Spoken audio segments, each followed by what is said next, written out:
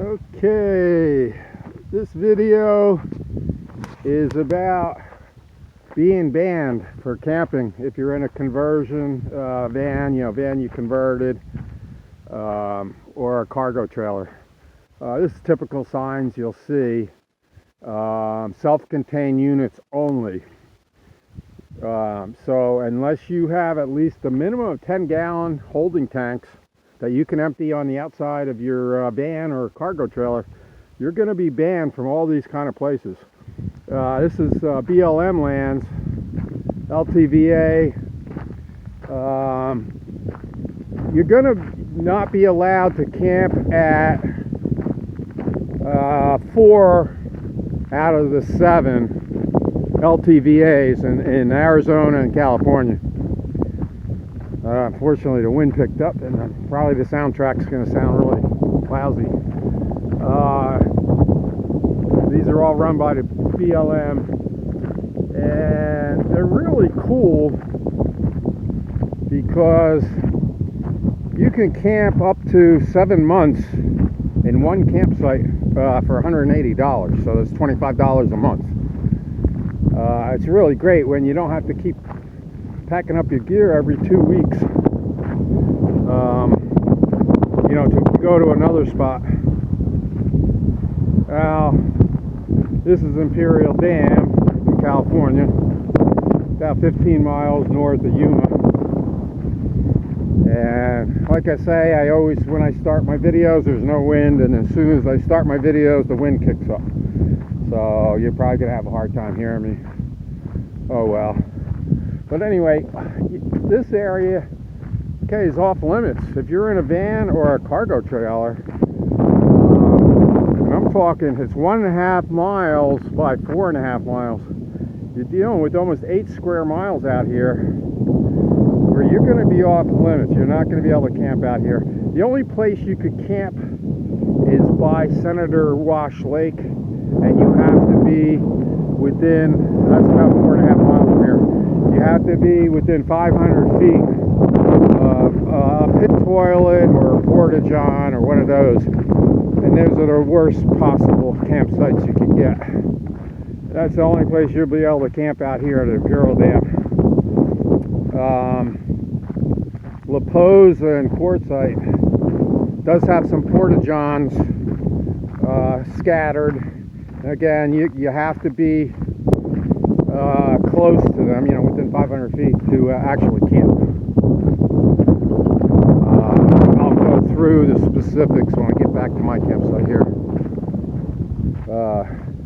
It's beautiful here. You got the Colorado River not too far from here, back there. You also had the All-American Canal back in there where I'm fishing, catching a lot of smallmouth bass. Good fishing here. You have Senator Wash Lake. You have Squaw Lake where you can put in your boats. It's a really cool place here at Imperial Dam. I like it much better than Quartzsite. There's no water for like, I don't know, 15-20 miles. But I'm glad I came here. This is my first time here, and I stayed this winter. And I stuck around a little longer than normal just because I'm going down to Mexico to get my teeth worked on. And to give you an idea how cheap dental work is, I got 3 different teeth needed fillings. I got a tooth cleaning and x-rays of my whole mouth for $175. That was it. I mean, and you can even get fillings even cheaper. My dentist is $50, but some of them are only $25 for a filling. Yeah, you're really limiting yourself if you're getting into a cargo trailer rebuild, or a van rebuild. You're going to be limiting yourself. The other places you're not going to, well, let me just show you. This is the Bureau of Land Management guide, long-term visitor areas. You're not going to be able to go to any place that doesn't have restrooms, which is Hot Springs, Tamarisk, Pilot Knob, Midland. You're not going to be able to pull your van or your cargo trailer into any of those places. The only places that have restrooms is Mule Mountain, La Posa, and Imperial Dam. Okay? And you're going to have to be within 500 feet of a porta-john or whatever. And there's a terrible campsites.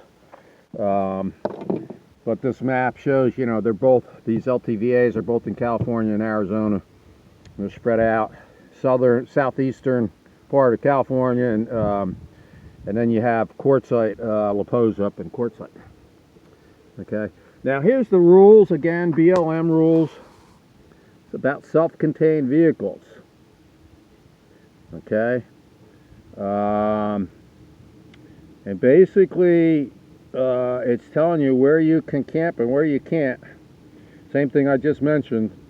Self-contained camping units must have a permanent, affixed wastewater hookup holding tank of 10 gallons or more. BLM does not consider porta potty systems that utilize portable holding tanks or permanent holding tanks of less than 10 gallon capacity to be self-contained, and composting toilets is in that same class. You got to be permanent, you know, have a permanent dark water tank. Just for example, you know, you have to be able to not only store your gray water and your black water, but you also have to have the hookups on the outside. They have to see that, where you can hook up and empty. This is my gray water tank. Let me pull this out, and it empties out of a hose into the ground. That's my black water tank. You have to have something like that on the outside. Okay. If you don't have that, you're also going to not get into a lot of the private RV parks. They're very strict in those too. They line them up like a sardine can. It's not a great place to be, but unless you can show you got not only sewer hookups but electric hookups on the outside for 120 volt AC and water hookups on the outside of your conversion. Most of the private RV parks I've been in wouldn't allow a conversion. So you're really kind of, that's another bad thing about doing these conversions. I went into one episode that 27 reasons why having a travel trailer is better than going over to a conversion. So it's something you want to keep in mind, especially if you're in the western states, because you won't be able to camp in the long-term visitor areas, or a few of them, but you're going to have to be next to the toilet where everyone's coming in and out. And gosh, if you're downwind of the toilet, you know, it's not a pleasant experience.